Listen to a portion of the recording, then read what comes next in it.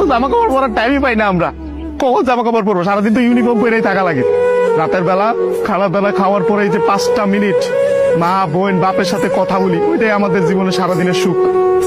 সারাদিন কষ্ট করে ওই যে 5টা মিনিট মায়ের সাথে কথা বলবো, এটার জন্য 16 ঘন্টা 18 ঘন্টা করে আমাদের চাকরি করা হয়।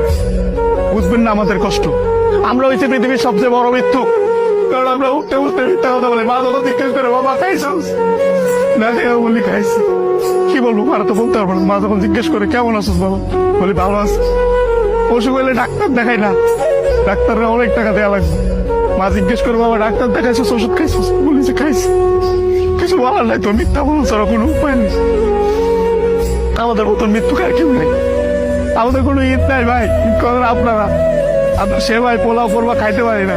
সকালবেলা উইটা নামাজ পড়তে গিয়ে আইসা বন্ধুরা একজন আরেকজনের জড়াতে কান দি, আর মা বাপ নাই কি